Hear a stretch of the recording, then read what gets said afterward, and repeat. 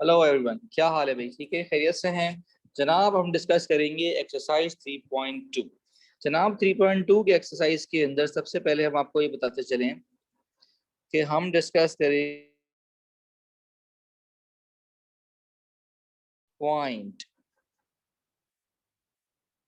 With respect to line. इसका मतलब है फॉर सपोज अगर आपके पास एक पी पॉइंट है x1 y1 और लाइन की इक्वेशन है a x plus b y plus c is equal to 0। तो आपने करना ये होता है कि आप x1 y1 in equation of line. तो जब आप पॉइंट पुट करोगे तो ये लिखा जाएगा ax1 प्लस by1 प्लस सी। अगर ये इज इक्वल टू 0 आ गया तो इसका मतलब है कि p lies on the line. अगर पॉइंट है वो लेसर देन 0 आ रहा है तो इसका मतलब है पॉइंट लाइज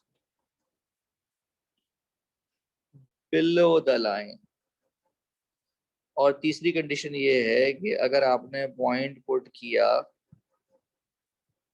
और आपके पास जो आंसर है वो ग्रेटर देन 0 आ रहा है तो इसका मतलब है कि P लाइज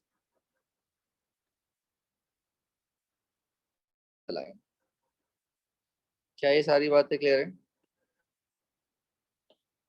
तो जनाब हम डिस्कस कर रहे हैं, स्टार्ट किया है आज हमने एक्सरसाइज 3.2। जनाब सबसे पहले हम स्टार्ट करते हैं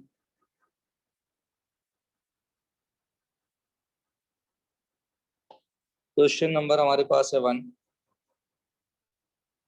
और 1 के पार्ट 1 में हमें इक्वेशन दी गई है। चले पार्ट 2 करते हैं। ये दिया गया है 10x minus 12y plus 17 is equal to 0। अच्छा, ये जो पॉइंट पुट किया जाता है इसकी शर्त ये है कि आपके पास जो भी इक्वेशन हो उसमें y जो है ना वो पॉजिटिव होना चाहिए।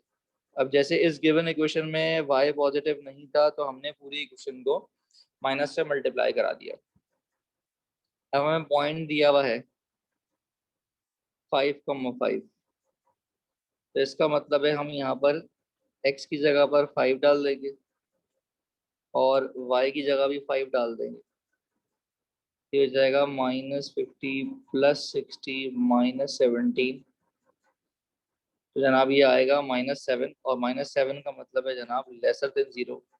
तो इसका मतलब है कि 5,5 लाइज बिलो द लाइन।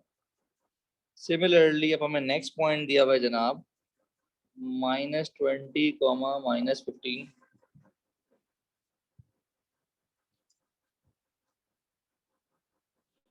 तो जनाब ये हो जाएगा -10 इंटू -20 प्लस 12 इंटू -15 -17। तो जनाब ये हो जाएगा 200। हो जाएगा जनाब 180। और जनाब ये आंसर आएगा +3। +3 बेसिकली ग्रेटर देन 0 है तो इसका मतलब है कि -20 और -15 जो है वो लाइज अबव द लाइन है। क्लियर है जनाब? किसी किस्म का कोई मसला है इसमें? जनाब इसके बाद हम देखते हैं कि फॉर सपोज हमारे पास एक अदद पॉइंट है पी एक्स कमा वाई और जनाब हमारे पास एक अदद लाइन है। लेट से लाइन की इक्वेशन है a x plus b Y.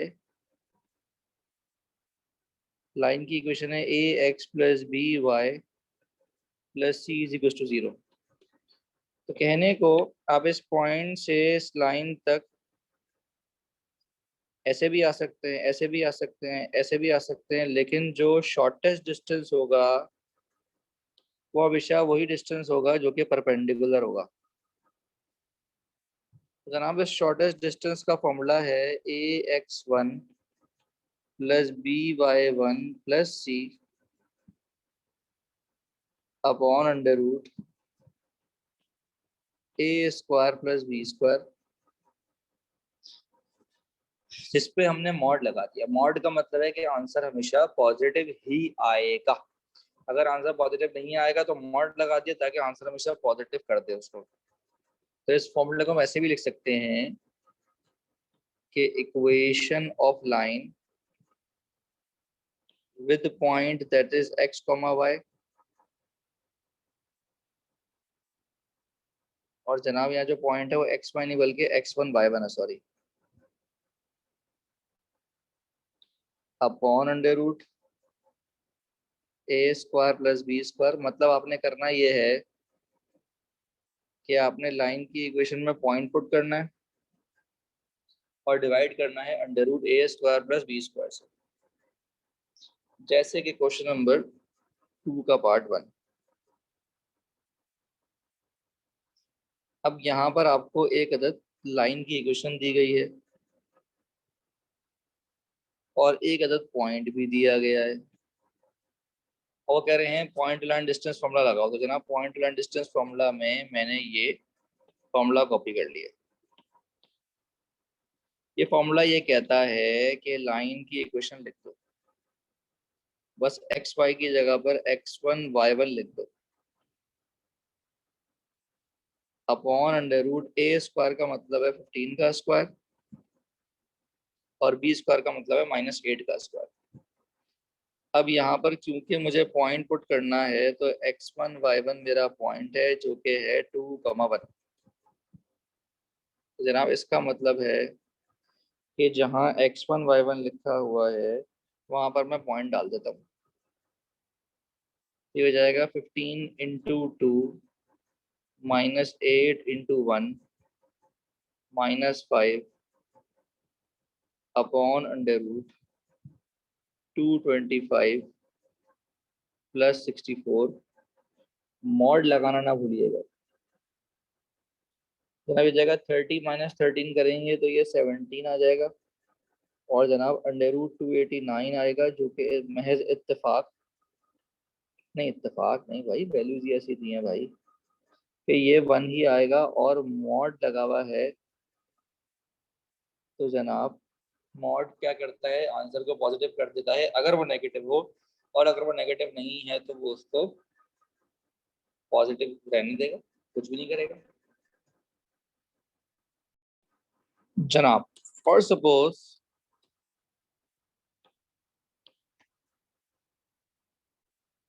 ये एक्स एक्सिस है, ये वाई एक्सिस है। लेट से एक अदद लाइन गुजर रही है।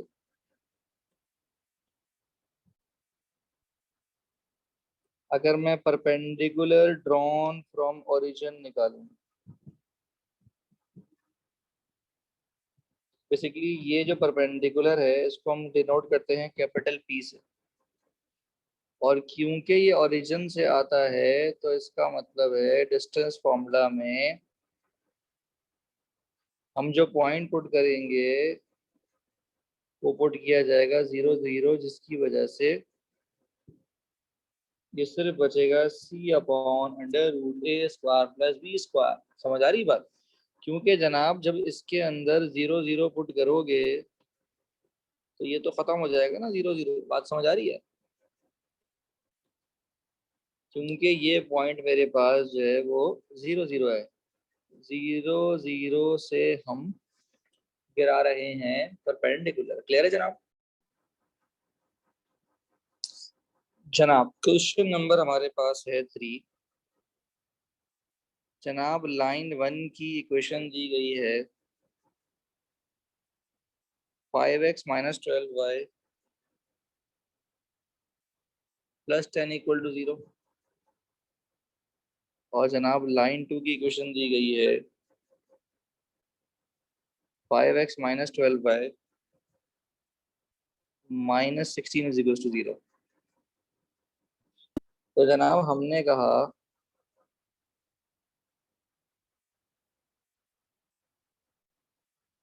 कि जनाब लेट से ये एक्स एक्सिस है, ये वाई एक्सिस है। तो अगर हम इस लाइन का एक्स वाई इंटरसेप्ट निकालें तो वो पॉजिटिव आएगा। वाई इंटरसेप्ट कैसे आता है जनाब, एक्स को 0 पुट करके। तो लेट से ये लाइन ऐसे गुजर रही है, और जनाब जो हमने दूसरी लाइन का वाई इंटरसेप्ट निकाला तो वो नेगेटिव आ रहा है, तो लेट से वो लाइन ऐसे गुजर रही है।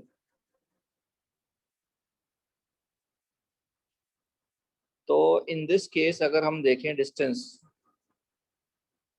तो जनाब हम ओरिजिन से डिस्टेंस देखते हैं।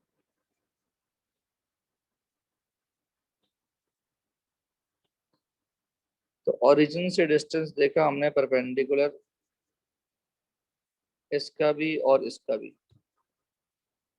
तो लेट से अगर ये P1 है जो कि लाइन 1 तक का है, और लेट से ये P2 है जो कि लाइन 2 तक का है, तो ये दोनों वैल्यूज इन दिस कंडीशन निकाल के प्लस की जाएंगी। तो हमने ये कहा कि let P is equals to C upon under root A square plus B square be the length of perpendicular drawn from origin. वो कह रहे हैं दो लाइंस पैरेलल है और उनके दरमियान का आपको डिस्टेंस निकालना है। तो मैंने जनाब आपके सामने दो लाइंस ऐसी दिखाई हैं जो पैरेलल हैं। एक लाइन मैंने पॉजिटिव वाई में कट करते हुए दिखाई है, और एक लाइन मैंने आपको नेगेटिव वाई में कट करते हुए दिखाई है। उसकी वजह ये है कि जब मैं इस लाइन का वाई इंटरसेप्ट निकालूंगा तो एक्स को 0 पुट करूंगा और ये वाई इंटरसेप्ट पॉजिटिव आएगा। जब मैं इस लाइन का वाई इंटरसेप्ट निकालूंगा एक्स को 0 पुट करके तो वो नेगेटिव आएगा। तो इस वजह से मैंने डायग्राम ऐसी बनाई। तो जनाब अगर मैं यहाँ से P1 निकालूंगा तो P1 का मतलब है लाइन 1 की बात हो रही है। तो जनाब लाइन 1 में C ये हो जाएगा C upon under root A square plus B square. तो जनाब मॉडुलस लगा हुआ है। मॉडुलस इसलिए लगा हुआ है ताकि आंसर हमेशा जो लेंथ है वो पॉजिटिव आएगी। तो बेटा सॉल्व करके ये आएगा 10/13। और इसी तरीके से अगर हम P2 निकालें तो ये आएगा -16 अपॉन अंडर रूट 5 का स्क्वायर प्लस -12 का स्क्वायर। और अब जब आप निकालेंगे तो ये आएगा 16/13। तो by diagram distance between parallel lines हमने देखा कि ये P1 प्लस P2 के बराबर है। तो ये हो जाएगा 10/13 प्लस 16/13। एलसीएम लेके प्लस करोगे तो फाइनल आंसर आएगा हमारे पास 2 यूनिट्स। बात समझ आ रही? लेकिन लेट से जब हम बात करेंगे पार्ट 2 की, तो पार्ट 2 में जब आप y इंटरसेप्ट निकालेंगे दोनों लाइंस का x को 0 पुट करके,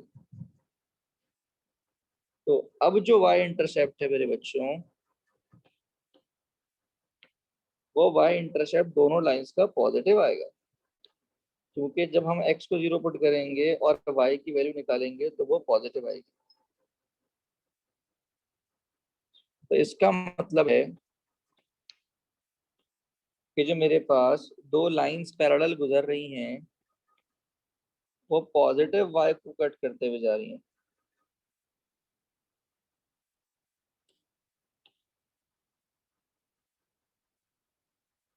जब पॉजिटिव y को कट कर रही हैं और अब मैं डिस्टेंस निकालना चाहता हूँ बिटवीन द लाइंस का, तो अब मैं ओरिजिन से अगर परपेंडिकुलर गिराऊंगा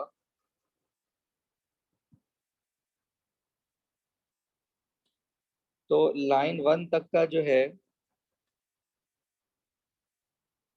वो P1 है और लाइन 2 तक का जो है वो P2 है। तो इसका मतलब इस केस में डिस्टेंस बिटवीन पैरेलल लाइंस बराबर होगा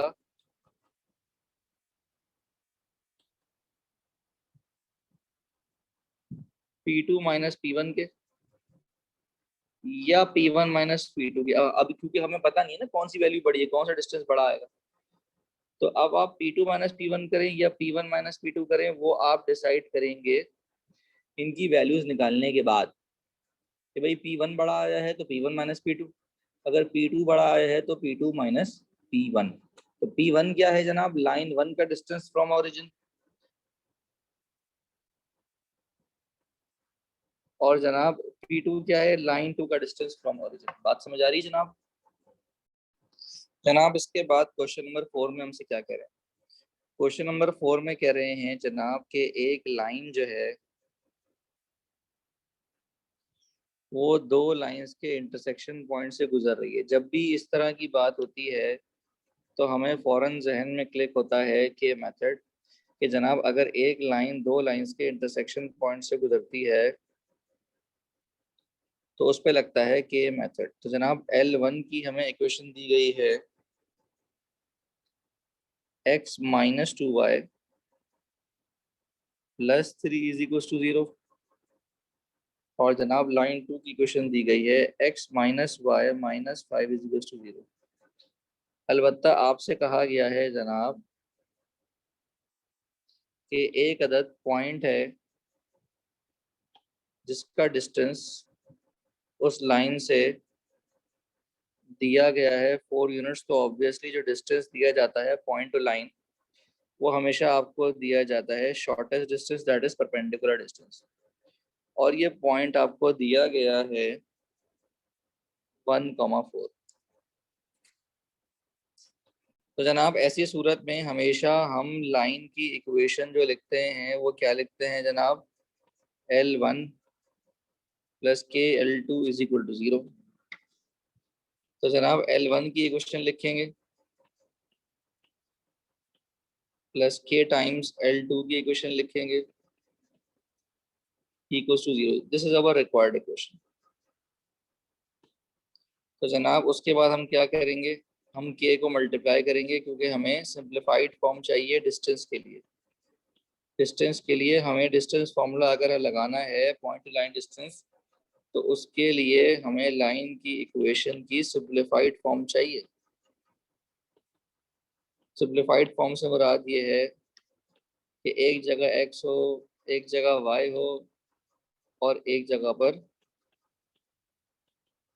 कांस्टेंट हो। तो जनाब उसके बाद हमें क्वेश्चन में गिवन है, क्या गिवन है कि P से L3 तक का जो डिस्टेंस है जनाब वो गिवन है 4 यूनिट्स के बराबर। तो अब जनाब यहाँ पर मैं point line distance formula use करूंगा। पॉइंट टू लाइन डिस्टेंस में हम लाइन की इक्वेशन लिखते हैं, लेकिन हम x और y की जगह पर x1 और y1 लिखते हैं, जो कि बाद में हम पॉइंट पुट करते हैं। Divided by under root A square plus B square करते हैं, तो यहाँ पर a है 1 प्लस के और b है -2 प्लस के। तो डिवाइड में होता है डिस्टेंस फॉर्मूले में under root A square plus B square.